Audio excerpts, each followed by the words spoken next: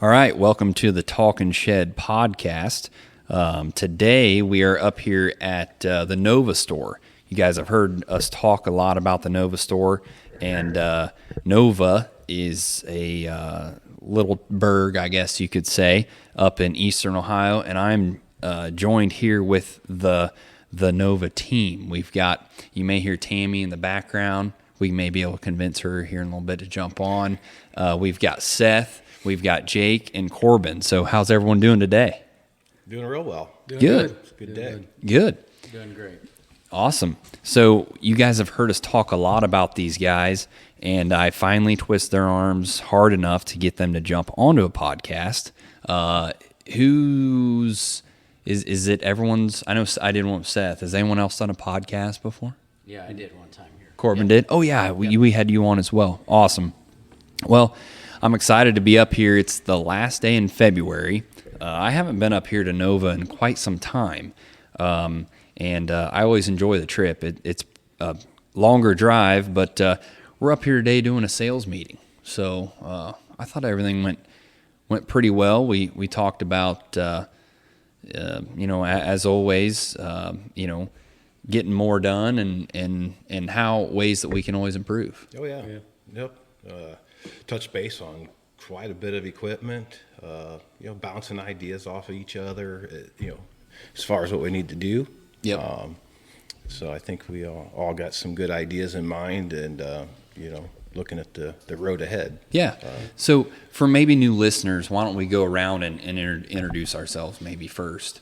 I'm Adam Fenig, Fenig Equipment, been doing the podcast. And if you're a first-time listener, hopefully some of the podcast quality is improving as we get through the line. And I work out of the cold water store mainly. So, yeah, Seth Reisinger, been with the Fenig team for 4 years. March 4th will be 4 years. Okay, cool. It's been it's great. Been great, and going to continue that way. So yeah, Seth kind of heads up the spreader stuff, is pretty well versed in Salford, sold Salford at the previous job for quite a while. Yeah. So is pretty well versed there. Him and Tammy pretty much head up the Nova store, Tammy being his wife. She pretty much runs the show. The boss lady. Yep. Yeah. Just so everyone's on the same page. Oh, yeah, exactly. Okay. Yeah. All right. I'm Jake. Been with the team for about 2 years now. Okay. Down south, Richland County, Crawford County, that area. Okay. Cool. Awesome. Jake has been pretty much on the road. Mm-hmm. You may have seen him at some farm shows, at Farm Science, just at Louisville there. Yep. A couple weeks ago. You got, at least one little one? I got one Carson. little one, Carson. Yep. 6 years old. Yep. Awesome. Yep. Okay, cool. So you guys have maybe talked to Jake on the phone as well. Corbin Rickenbaugh, and I'm more to the east, and been with the company a little under a year. Yep. So. Yeah, so like how far east? You're like dang near Pennsylvania, ain't you? I can get there pretty quick, yeah. Yeah? Yeah. I live in Wayne County, though. Okay. Close to Worcester, as the locals say. So is it Worcester or Wooster? It's Worcester. Okay. Yeah. Unless you're from Unless you're farther than 50 miles away. I was going to say, then it's Worcester. Unless you're from Mercer County, Ohio, Right. it's Worcester. Yeah. So whatever you say. Yeah. Okay, awesome. Well, I'm glad to have the team here to record a podcast. We have nothing on the agenda. The last podcast was with Lee, and we talked about kind of anything and everything. We were at the Louisville Farm Show, and 3 of the 4 here in this podcast were at the show. So why don't you guys talk about your experience at the show and how you thought that went? Yeah, I thought it was an excellent show. Yeah. Traffic was good. Talked to a lot of quality people. Lots of good questions. Dealt with a lot of people just looking to improve their operation. Mm-hmm. But yeah, I thought as the show went, it was Yeah. It was very well, I think, for all of us. I think for a lot of the companies there, you know. Yep. So, you know, our lot, you know, we're very diversified. Sure. Which helps Yep. so much. You know, a lot to offer solutions. So, no, I thought the farm show was real well. I got to leave a little early. Yep. So, you know, left Friday. UPS guy had to grab some packages. Yeah, UPS guy was just here. I don't know if that's the regular guy or not. Said it wasn't. Sound like the other guy. Oh, it's a different No, guy. Yeah, different guy. the other guy's pretty cool. So, but yeah, no, it was. I think it was real well. Good. You sold a spreader out of that deal. I did. Yep, that's good. We had a fertilizer spreader. It was sitting on Salford's lot. Gentleman come down. We talked for a little bit. We ended up getting that sold. Cool. Sold a bunch of the Yetter poly-twisted closing wheels. Yeah. It's usually a hot topic at that show. It is, and even gaining traction back here at home. You know, Yeah. customers calling, coming and picking them up. So that is, no, that's all real good. Cool. Jake, I knew you had some pretty good luck at the show as well. Yeah, I did. Real good show. Talked to a lot of people. Had a lot of interest. A lot of interest on that Enduraplast trailer we had Yeah. there. Yeah. I think towards the end of the week we were all taking bets on who was going to sell it first. Yeah. But I ended up selling that out of the show. Yeah. Yep. It was real good. I think, yeah, the Enduraplast lineup and then the Valmar cedar, you know, that cover crop cedar had so much attention on it once again. Right. So, Yeah, it did. It did. Corbin stayed home and manned the Nova fort, which had to be done. But Corbin, why don't we talk a little bit about the area in which you cover, maybe your experience in selling equipment, and how things have been going. So let's start with what area of Ohio or Worcester you cover. Yep, great question. So, yeah, mainly to the east, so it'd be from kind of that Medina line area over to the east and up to Lake Erie, up in that area. And so there's a lot of variety there of land and a lot of variety of farms. There's some vineyards, there's some orchards, there's some dairies, there's some large crop farms, there's some smaller dairies, larger dairies, smaller dairies. So there's a good variety there. Good. Yeah.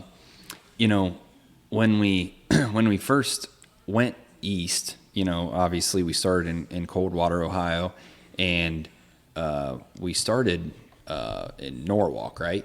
Kind of on Yeah. on 250 was the Yes. original one. But we were obviously pretty fresh to the area as far as Fenny equipment, the name. Seth had sold Salfords and stuff up this way. But as you come over this way from Western Ohio, it is amazing how there's a lot of similarities too. You know, a lot of smaller farms. Over there in Mercer County, we have a lot of smaller dairies. And no matter where you travel, whether it's Florida or the Dakotas, everyone's wanting to improve their operation. And I think that is what allows us to have that corner niche. You know, a lot of the products we sell, you can put a hard ROI on them. And I think that makes a big difference. So, yeah, I would imagine that a lot of the trends that we see in Western Ohio and in Indiana with the livestock and stuff are true up here as well. Yeah. I would imagine. Yep. So let's talk about a little bit of your background in equipment. I've been in the equipment business for probably 25 years, and kind of did some dairying before that. But as far as did everything from tractors, combines, tillage, that type of thing. This is just a little bit more specialty and easier to see a little bit more return on investment than some of the equipment before. Sure.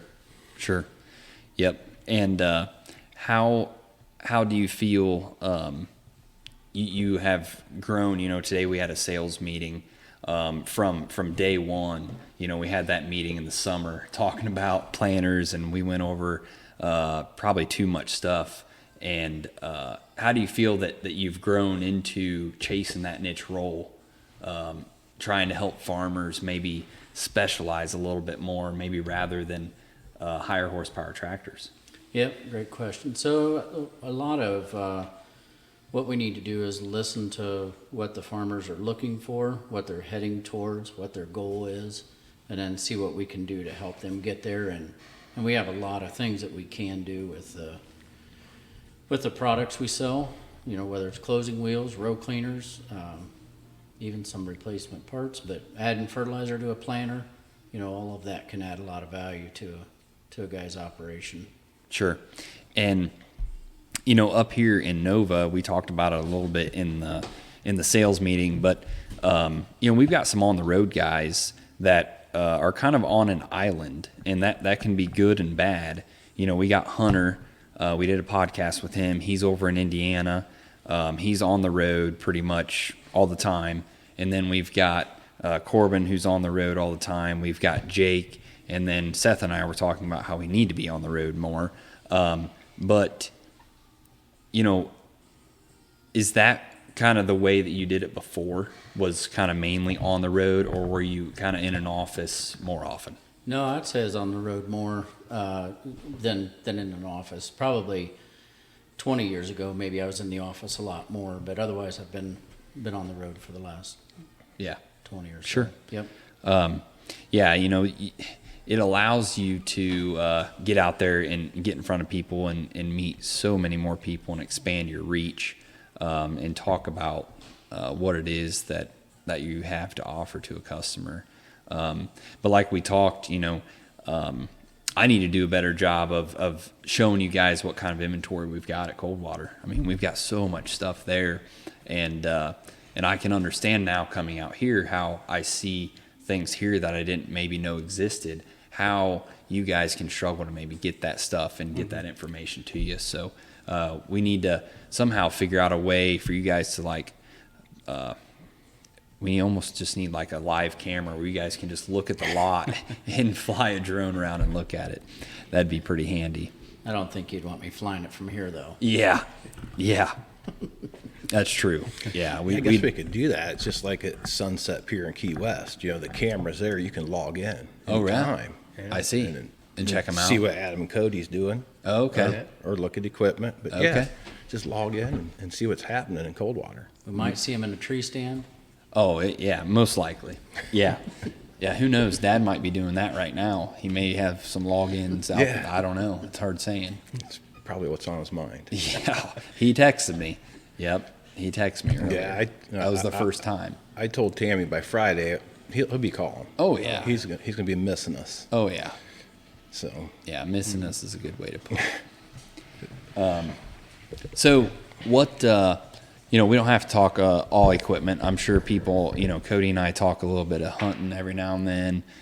Lee and I talked all kinds of different things. But what kind of things gets your guys' motor going? What do you do?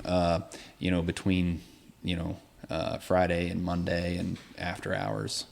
Start with you, Seth. Oh, I enjoy cooking. You know, using my smoker. Yep. Making something so yummy that my friends are just like, oh, this is great. It's kind of my escape, you know. I see. Tammy and I enjoy listening to music. So Okay. our favorite music is out of Texas. And I see. We listen to a lot of Texas bands. But yeah, you know, cooking, music, hanging out, just trying to relax, right? Yeah. Just kind of dial it back and enjoy the weekend, you know. So, Yeah, you hang around Seth long enough, you're going to get a smoked brisket or something of some sort. We're going to do something, you know.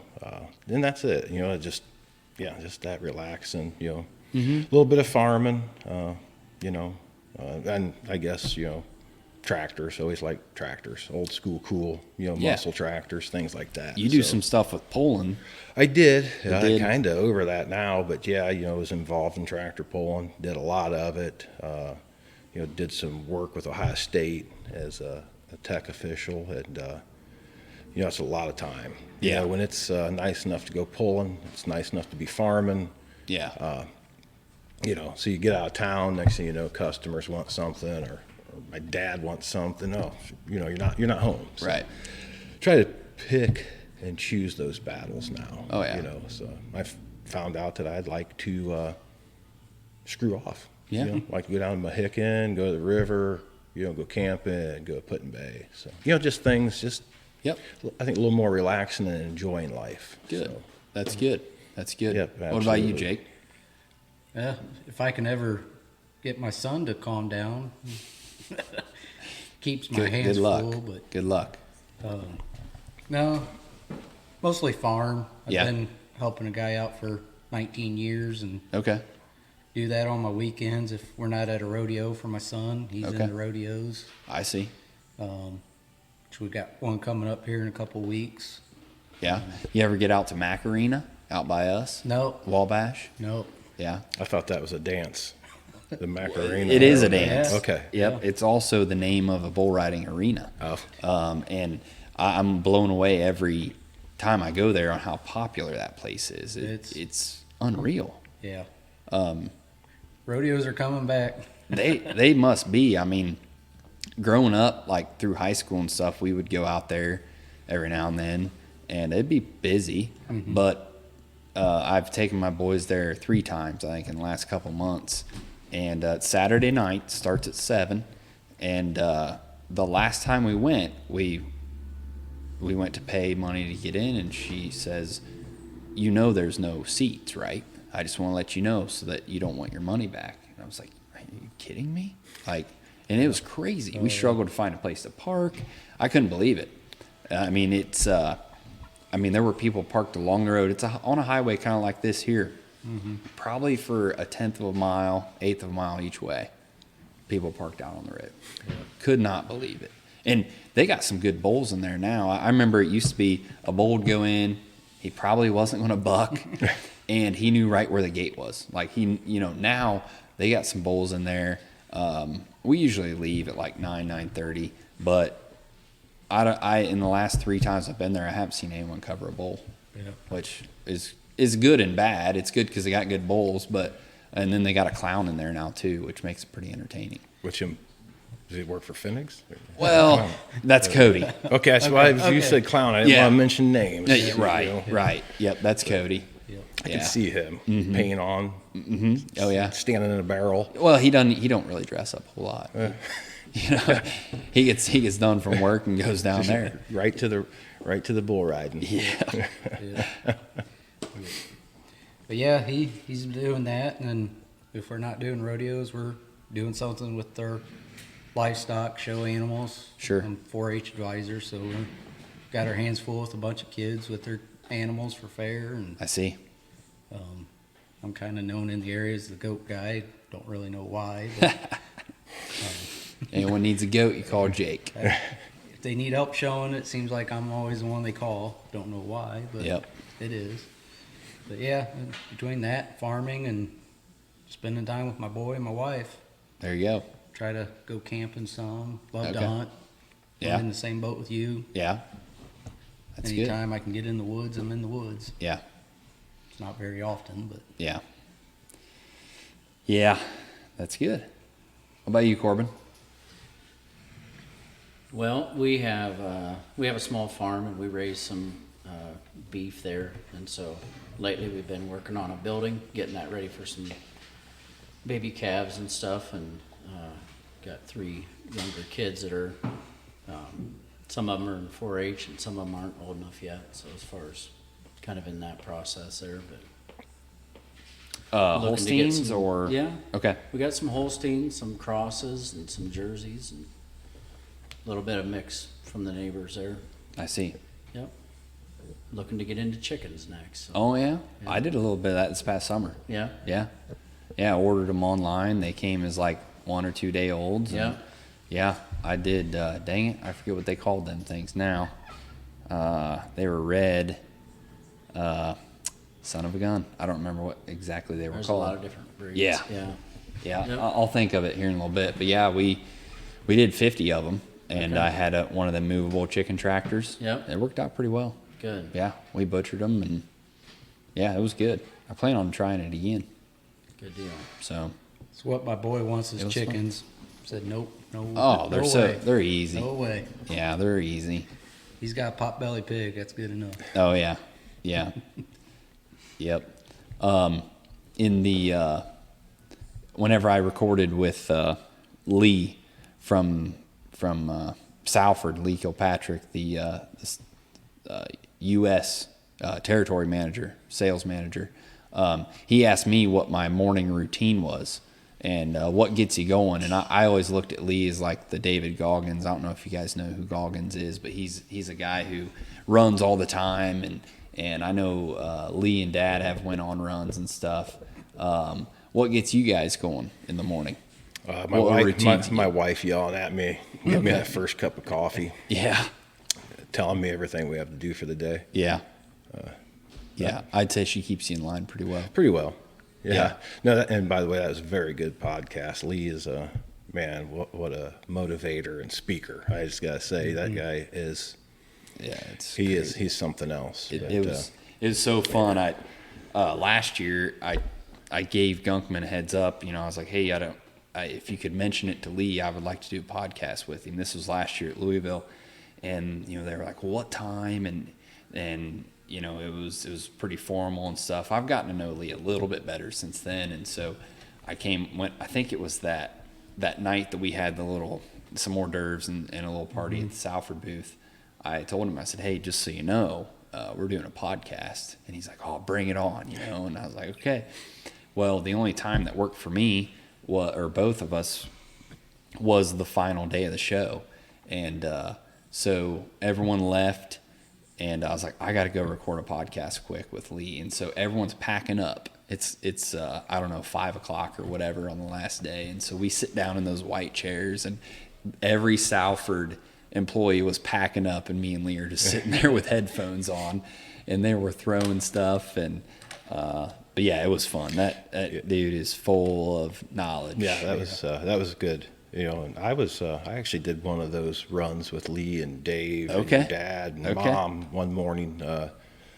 First year I worked farm science. Yep.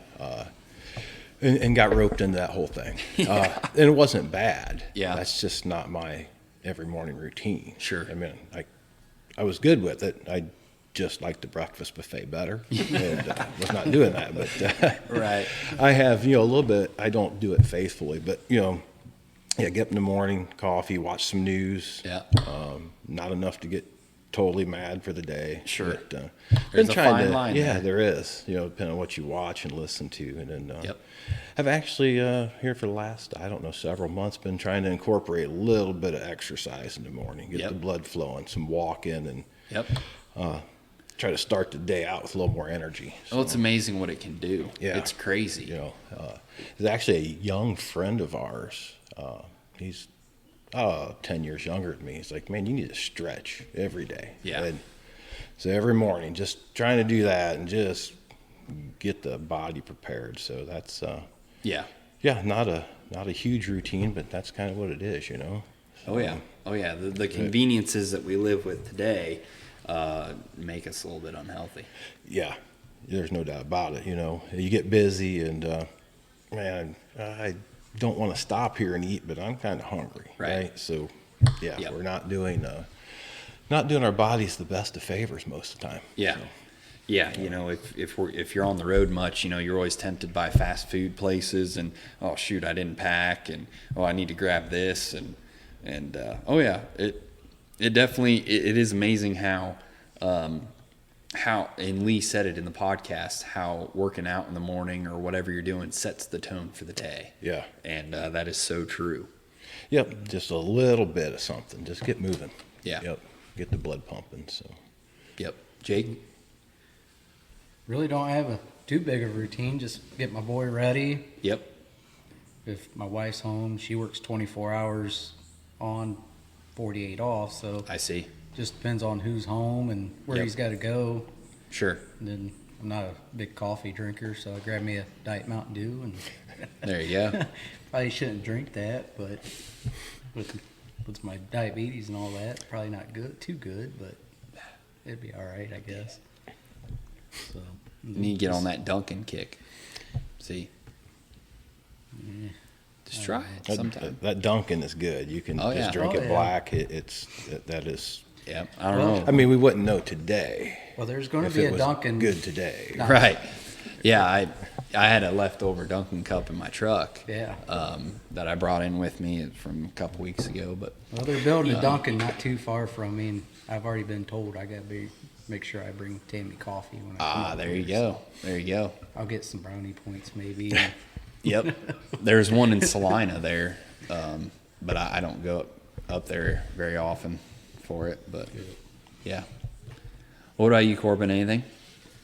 Probably about the same as the previous here, but as far as just getting up, getting the kids going, and getting the day going that way, that type of thing. And whenever we do have baby calves, I get up and feed those ahead of time and stuff. That usually takes a little bit of time there, but Sure. kind of the off season right now, so that's all right. Yeah. There's a lot that you can do that can really change the tone of the day. I think just getting going, moving, thinking, that type of thing, it does help. Yeah. Mm-hmm. Yeah, no doubt. We're having some open houses coming up.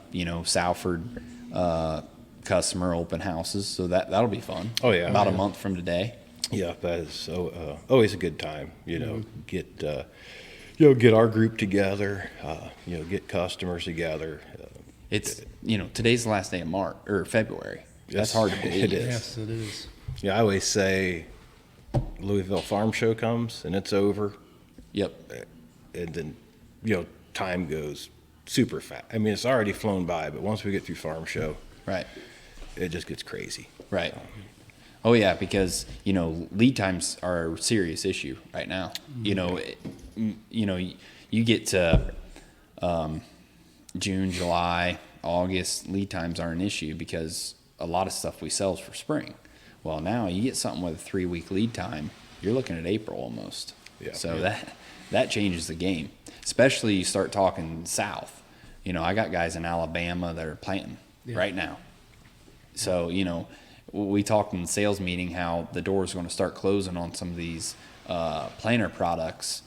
They've already closed in some states, because they're running the planter today. Oh, absolutely. So, Yeah, even where we're at right here, north central Ohio, about an hour from the lake.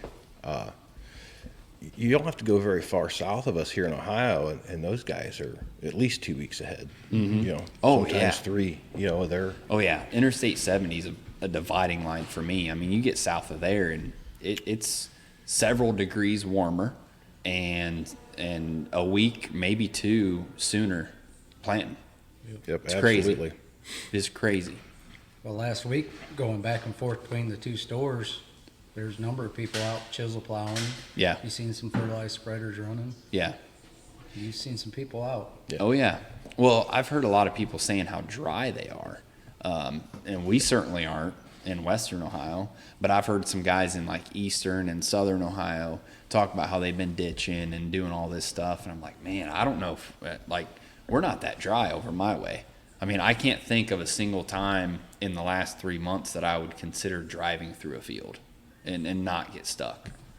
I just don't see it. Yeah. There was a bunch that, what was that, last week you and I were together? Yeah. And those guys were out tiling. Yep. Running trucks in the field. And so there's quite a bit of that going on. Yeah. Yeah. We dried up a little bit, but this rain we just got here, that'll keep us moist for a while now. Yeah, I think that was about, inch and a half yesterday or so. Yeah. Yeah. I think we've had over 3 in the last few days. Wow. Yeah. Yeah, like we got hit. Well, you kind of neared it from last fall, though. Yeah. Oh, yeah. Yeah, we were pretty dry from Labor Day on. I forget when the heck I think it was Friday. Friday we got hammered with rain. Thursday night into Friday we got hammered with rain, and then we got another shot Sunday night. So we were awfully wet. Well, I can say it was raining pretty good yesterday, strapping down the loads. Yeah. It was raining pretty good. Yeah, I bet. As far as sales, what do you guys feel is moving right now? What are some hot topics that you guys, because you guys talk to a lot of people between the 4 of us every day, every week. What do you think is kind of trending right now out in the world? I would say right now, as far as short term, would be planters, planter attachments, that type of thing. Sure. Looking forward, probably a little bit more fertilizer spreaders, that type of thing for Yeah. pre-plant, and then also in crop Yeah. feeding. And then there's definitely always some talk about tillage, and vertical till. It's so flexible from all the seasons, Right. So. Yep. I would agree. Yeah, I totally agree. I think that the spreaders are just they're already hot, and it's gonna be a commodity. They're gonna be flying off the showroom floor. So you say that, and we arm wrestle this all the time on a broader scale. You've got fertilizer spreaders. They've been around for years. And then you've got the banders, the deep placement, the efficiency, the strip till type of stuff. And I have people who ask me all the time, how can you still be selling spreaders? When we've got H2 Ohio, we've got whatever, different programs to subsidize. And I think it boils down to the fact that efficiency is what guys want. Sure, certain people could say, I could cut my fertilizer by 30% if I band it and plant over top of it in a strip till. That's true, but it definitely has to fit your operation, obviously. If you have the manpower to do strip till, there's no question guys love that. But you still have to be efficient. So if your farm doesn't have the manpower, you're going to be looking at a spreader probably. So I don't think that guys are making these decisions based on, hey, do I want to lay my fertilizer on top or do I want to put it in the soil? I think it's more of obviously just what fits them. Yeah. Well, I have some guys that do both. Yeah. Right. The weather's always not perfect here for the strip till. Along with that, the weather and then the manpower, like you said.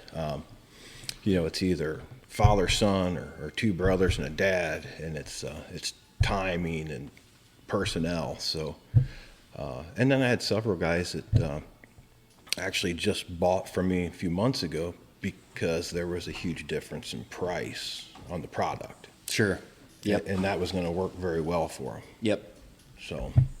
And not all crops are row crops. There's other crops that they need to feed too. Yeah, good point. Alfalfa and all types of specialty crops in general. I know not necessarily maybe where I'm at in Ohio, but there's a lot of places where BBI is used in vineyards and stuff in different, Michigan probably, a lot of specialty crops up there, I would say. Yeah, that's what I run too. We deal with a lot of guys with considerable amount of hay acres, right? So they're covering their hay acres a couple times a year, probably. Yeah. Top dressing their wheat. So those programs it fits very well into. Yeah. Yeah, it's efficiency. I mean, you think about everything that we sell, almost everything that we sell is going to increase efficiency. Yes. You sell a Salford tool, they're probably upgrading from a smaller tool that they maybe had to drive slower with, or maybe they had to wait till it was a certain, dry enough to run that tool. Almost everything we do is going to maximize efficiency. And so you look at these spreaders today, they can some of them can spread urea 120 feet. We can do lime at 60, throw a rate controller on there, and you can be as accurate as accurate can be. There's nothing inaccurate about them. I know they get a bad taste or a bad name sometimes from uneven spread and stuff like that, but with the BBIs, when set up properly and you have a knowledgeable dealer, we can spread flat as a pancake. Oh yeah. I mean, I got guys, spreading at 80, driving at 80. Yeah. No overlap. Like you said, that spreader can be as accurate as you want it to be. Yeah. You can spend time with it, and I encourage that, right? Change product, that's why the pan testing comes into play. But, as far as the rate, I have some of my customers that are off by less than 1%. Yeah. When their variable rating. So, That's a big thing. If you can have consistency with a lot of things in life or agriculture or whatever, but if you can have a spreader who's going to consistently spread your product, like you're saying, you can bank on that so much more. You don't have to over order product or worry that you're under applying, or there's a lot of value in that. Absolutely. Yeah, I would agree. But what do you think? A year ago, all fertilizer was pretty up there cost wise. I talked to a guy that I'm on co-op that I'm going to get fertilizer from for my wheat this morning. He said, the 28 market's still pretty soft. How do you think that's going to play into the spreader market for in season? It's been gaining traction. We have retailed several. Seems like we've been having more and more interest in the top dressing with granular the last couple of years. I think in this immediate area, it's just going to keep gaining traction. I see, some of the guys I talk to, and it's several different things, right? They're already used to a fertilizer spreader. Right. They just needed something they could get in crop. Yep. It's either that or they're going to go buy a 28 applicator, but still keep a spreader to do the hay and the wheat. So each operation's different. But I think some of them single axle deals are going to catch a lot of traction. In the last couple of years, we'd sell one here or there, but it seems like the urea price, per pound of N is pretty advantageous right now. And when you look at a spreader that can do lime and fertilizer, like the 12-foot Magna Spread Plus single axle, I mean, that's a pretty efficient option. That's really the widest, the spreader with the most variability. Yes. It can do the most. It can run in crop, out of crop, lime, and fertilizer. Yes. I mean, you can get some bang for your buck out of that thing if you really want to. So, I don't. When guys are kicking around some of these 10-foot Liberties, it's almost like, man, maybe we should price out a single axle plus, even though it's not maybe what he's after. But you start crunching numbers on how many days out of a year you can run each one. That single axle pencils. It does. Look at the capacity you're going to carry. Yeah. How many times we have to load. Yeah. Right. And once again, back to there's only 2 people on this farm. Right. So Manpower. someone's got, we got to have production. We have to get the job done. Yeah. And, time is always of the essence with the weather, and it's, guys, you can just get a lot done in a day's time. Mm-hmm. So I think that's a lot of what's pushing them. So.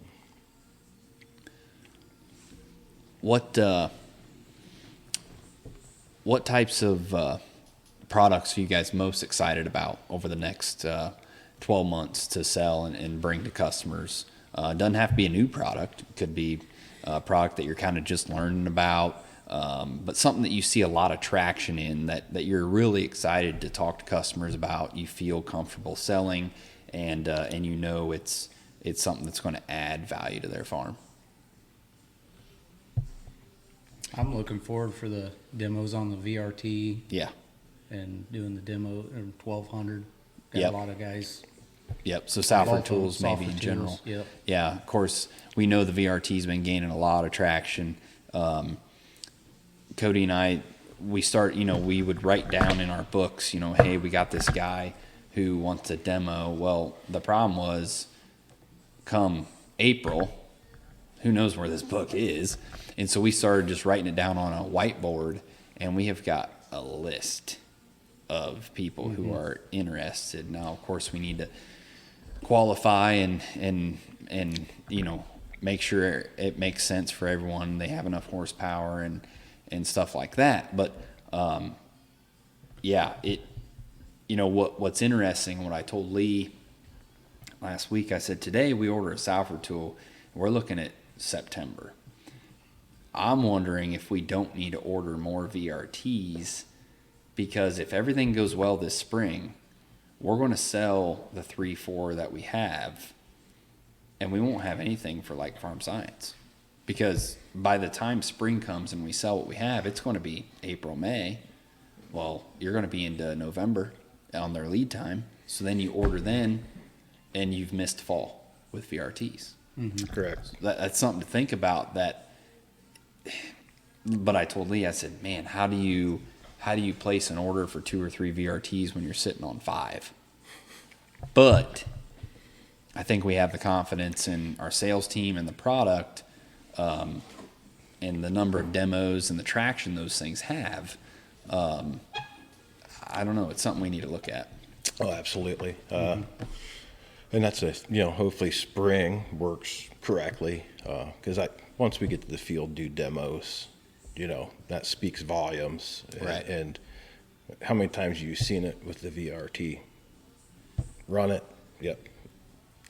I want it. I want one. It stays where it demos a lot of times. Yeah.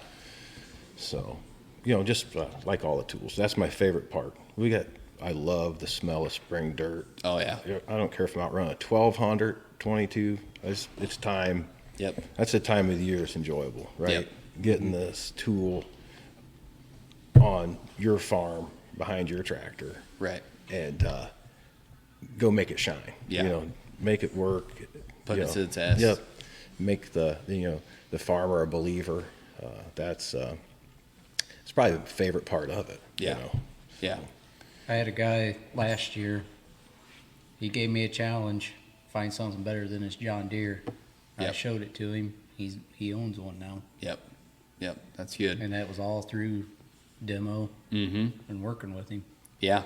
This fall, Kevin and I went out on a lot of demos, and of course we were challenged at every place. I would ask them, "What do you want this tool to do today?" Well, I want it to bury stalks. I want it to finish well, and I think that I want to be able to plant into it in the spring. That was one farm. And then you go to the next one and say, well, I'm going to do 2 passes. I'm going to do a pass in the fall and a pass in the spring. And there wasn't a farm that we could not satisfy the customer's demands with what he wanted to see with that VRT.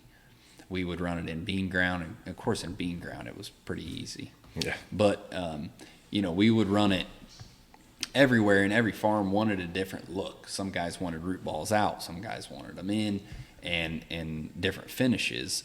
But we were able to satisfy that. So that's pretty awesome. So pick a different product, us 3 remaining. Let's pick a different product. What are you excited about? Or maybe the most excited about? I'll go last. Let me see. I'm excited about all of them, but I got to pick something different. Well, actually, Got some copperhead closing wheels here. I do have some copperhead closing wheels here on special today in Nova. So, actually, getting this time of year, and it won't be long to. I got several guys that I still need to work with about the stalk devastator. Yeah. So the other products in general. So, look forward to keep working with guys on that, getting more devastators on farms around the area. Hardy sprayers, I sold a Hardy sprayer here. We got to get that thing dialed in. So that'd be cool. Had another local guy call about a Hardy, so we might get some of those out, some new ones out, get those running. Yeah. So I think Yeah, that'd be good. That is exciting. That's a venture that we haven't really dove a whole lot into. Sure, Enduraplast sells the UTV sprayers and stuff, but to sell a 90 or 100 foot boom sprayer, that's not something that we've really done. So it'll be interesting. Yeah, so that's going to be good. Hopefully Jake and Corbin can make it work. I Right. sold it. I don't know nothing about There it. you go. So someone's going to have to be a sprayer specialist here before long. That's a ground drive pump, right? Just engage the tire and roll. Yeah. Yeah. So no, that's what going to focus on that stuff, and then still on everything else. Okay. So Corbin? Yeah, I think a thing that I'm excited about would be the tanks, the sprayers you mentioned. There's a lot of that product out there, and the Enduraplast is a great product, and Yeah. that's been good. It's one that you don't you don't hear back from usually. Yeah. You know. Oh, yeah. You know, that can be good and bad. But, Right. But it's good that the product goes out and is used and don't have problems. But I am excited about the Hardy too, to dig back into that. Used one years ago, but Yeah, it especially on some of these smaller farms, right? Just the ones we have on the lot here, 550-gallon tank, 60-foot boom. And it's simple, it's speed and pressure, and it comes with a nice controller. It's a nice. These are a nice mid-range sprayer. Oh yeah. a very good pump. Yeah. They've been in business for a long time, and it seems like they know what they're doing. Yeah. So for us, obviously we get approached from time to time. Hey, will you sell this for us? Will you sell this? And a lot of it can be attractive, but for us, it's got to boil down to, can we show a legitimate ROI to a customer? Is the quality there? Is the longevity of the company there? And how is your customer service? It's got to fit really hard with all 3 or 4 of those. If it doesn't, it's likely not something that we can do, because we're not a fly-by-night type deal where we want to carry the splash in the pan type products. Salford really, in my opinion, sets the standard for quality of product and customer service. If there's a company out there like Salford, we want to sell for you. Yeah. Because as far as their quality and standards, those are the types of products we want to sell. Absolutely. Because if you can't get a hold of someone about some support or some questions, forget about it. Because we don't have all the answers. We have to rely on the factory and whoever for parts and service. And if that's not there, forget about it. Yeah. It's got to be there. Yep, and it is. And I know Tammy deals a lot on the Hardy side. Yeah. Parts, service, talking to the guys in service out there. And as far as I know, it goes very well. Parts are timely if we don't have them. The service is, she can call and talk to those guys, troubleshoot if we don't know the answer. Yep. And they seem to be on it. They do a good job. So. Good. I'll go last. Probably one of the products that I'm most excited about is, the Y-Drop toolbar. Probably, Jake just sold one today, but that's a product that has gained steam over the years, and there's more and more Hagies out there. A lot of guys are Y-dropping, and again, we allow them to be extremely efficient. That is a product that saves time and saves stress on the booms. And it's a product that we pretty much designed from the ground up, and it's one that works. Guys that have them absolutely love them. I had some guys come up to me at the farm show that owned them, and they said, "Man, I don't know why everyone that owns a Hagee doesn't have one of them." And we said, "Well, we're working on that." But it's something that is big, and we're selling more and more of them every year, and I think that's going to continue as we move forward. Yeah. Yep. So That's one thing that's good about Fennig. There's many things good about Fennig equipment, but as far as some of the specialty things that you build in-house and things like that's really an added value. Yeah, well, we get a lot of ideas from farmers. In fact, the other day, this is going to go far off, but the other day my boy asked me, he said, "Dad, how do they make Salford tillage tools?" And I said, "Well, I'll show you. We'll go down to Wabash," because we were putting one together. I said, "We'll go down to Wabash." This was Saturday. "And I'll show you." And he's like, "Really?" I said, "Yeah, they're putting one together." So we went down there, and I don't know, he was on this kick about how things are made. And it came to my mind. I said, I know I watched one time a Salford video on how they make it. And so I looked last night and I found it was like 8 years old. And they were walking through the Salford plant and they were talking about how they get a lot of their ideas from the farmer. And I was like, we're the same way. Mm-hmm. What happens is you talk to a farmer, and he'll kind of give you a challenge. He'll say, well, I kind of want something like this. And you'll hear that once, and you'll be like, yeah, that's kind of off the wall. And then you hear it a second time, you're like, I had another guy ask for that. And then the third time, you're like, okay, all right, does anyone make this? And then if no one does, we're like, we need to fill this gap. Mm-hmm. And pretty soon it snowballs and it morphs into a legitimate product. And we've done that with the Triple Threat, the S2S, the Cornhead Cedar, and the Wide Drop Toolbar.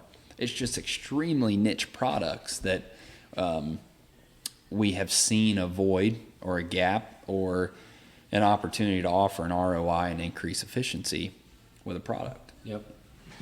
And if you keep your nose and your ears to the ground, you're going to find that stuff.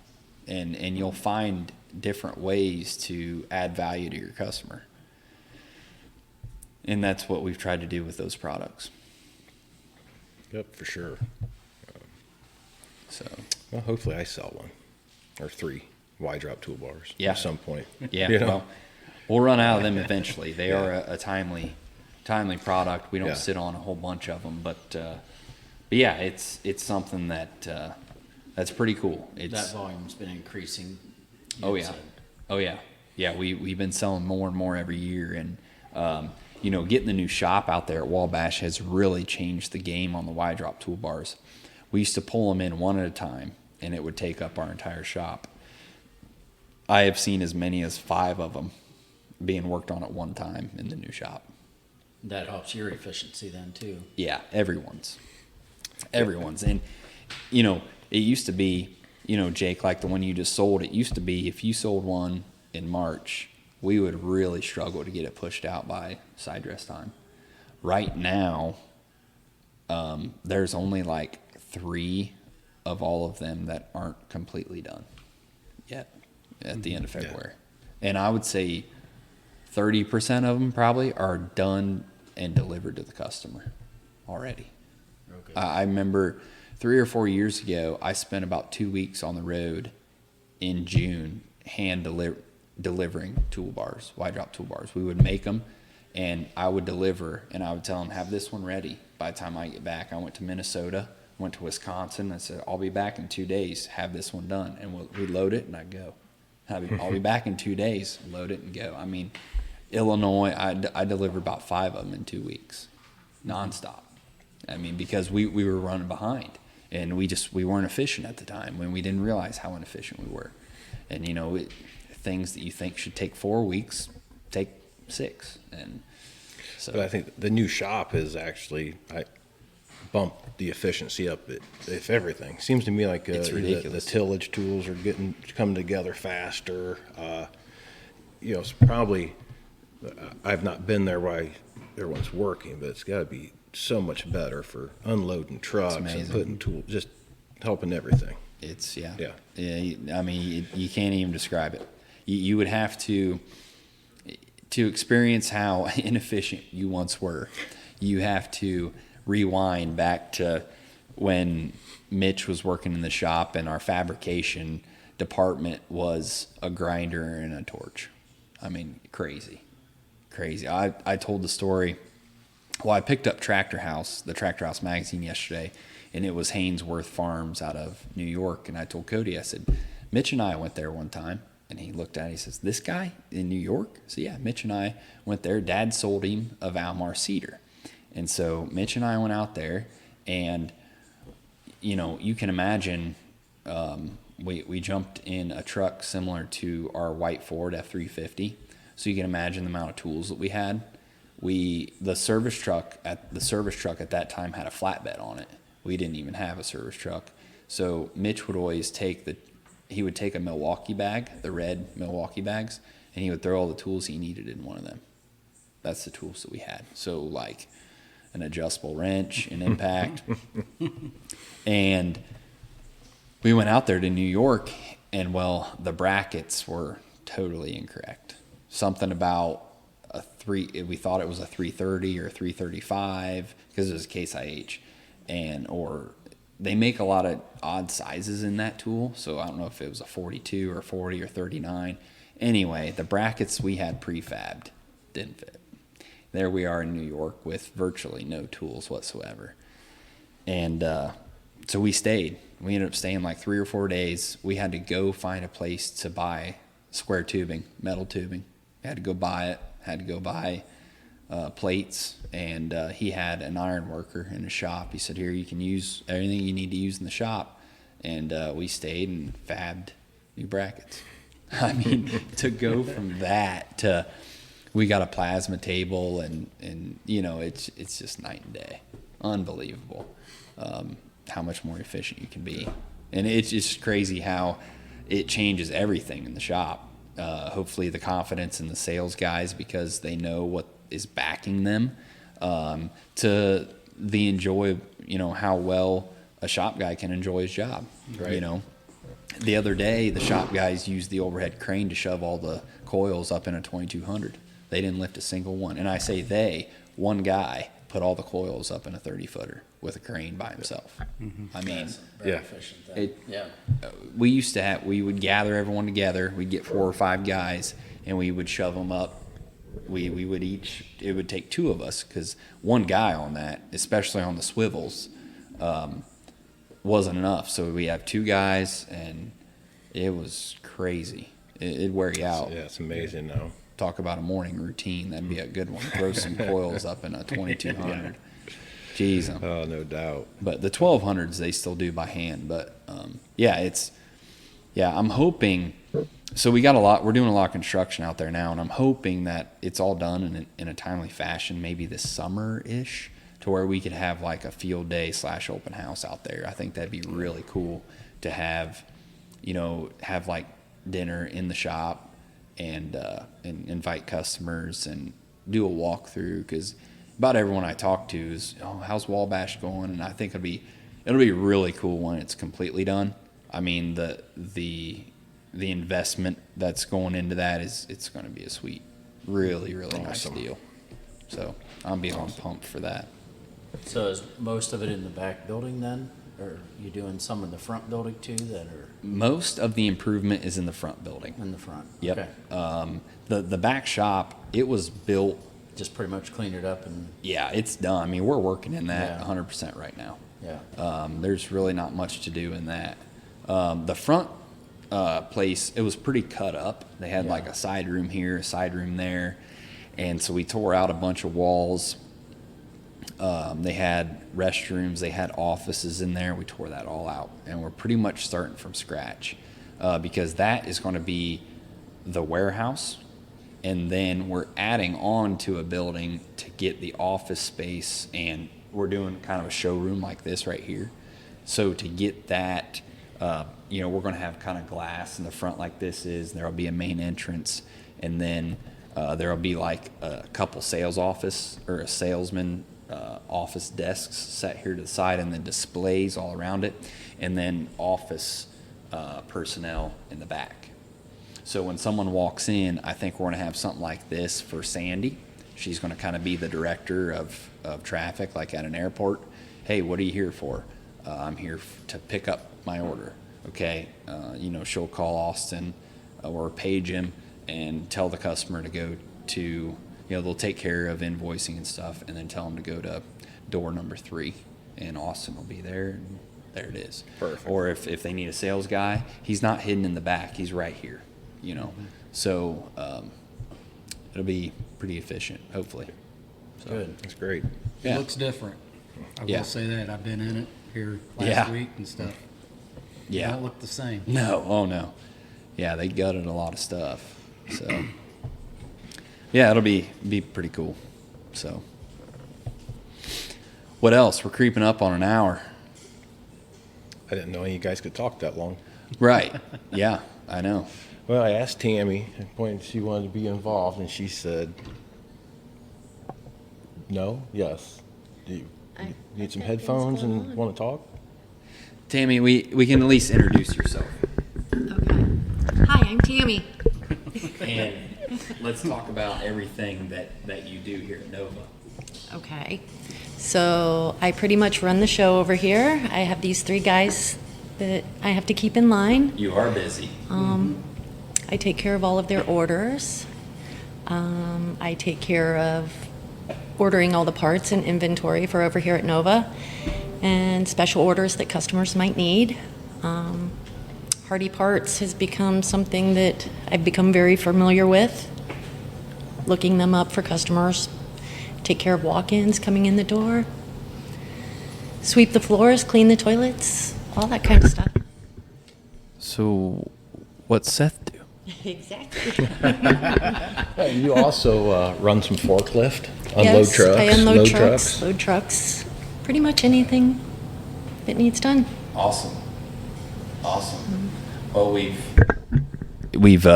feel like we've put together a pretty good team over here in Nova. I think everyone, does a very good job, whether it's out on the road, ordering parts, keeping inventory in, service work, whatever needs done. It's a full extension of Coldwater. And so I think we've put together a pretty good team, and everything's clicking pretty well over here right now. So I think we're in for another busy spring, that's for sure. Yes. So if it feels like we're a little slower or caught up right now, just wait. It's kind of like what they say about Ohio weather. If you don't like it today, just wait. If you think we're a little slow today, just wait. We've got some ladies in the office back at Coldwater who sometimes act like, they may be looking for something to do, and it's like, just wait. Oh, yeah. Just wait. It'll come. It's going to be ramping up. It's going to be busier than anybody wants. Yeah. One thing I'd like to say about Tammy, it's nice that I can turn an order in and it's taken care of. She's getting the parts, or getting it ordered, getting it invoiced, getting it sent out, or getting it gathered up for me to take it out or whatever. It can go out of my mind pretty quick that it's just going to be taken care of. Oh, yeah. Well, I think we overlook that a lot of times, how nice Tammy and Amy and Sandy make it for us, as long as we give them the right information, right? Right. Yep. Got to have the right information. Yep. Yep. And I get told that as well a lot. I need to do a little bit better job of that. But yeah, they do a lot. We're able to just give them the order, and they press all the buttons and make all the magic happen. So Yep. that's pretty cool. No But doubt. That's what we need. Yeah. cool. Well, we're over the hour hump here, and I've got a few hour drive home, and I think we're going to wrap it up. Sounds good. Appreciate you coming out today and I had doing fun. a sales meeting with us and going over product. I felt it was a great day. I had fun. Hopefully we all learned a little bit of something, and Dad's on vacation now, so hopefully the numbers will really start going. That's right. when he gets back. When he gets back, yeah. Everything will be cooking. Oh, yeah. Yep. All right. Well, we appreciate everyone's time, and thanks for tuning in.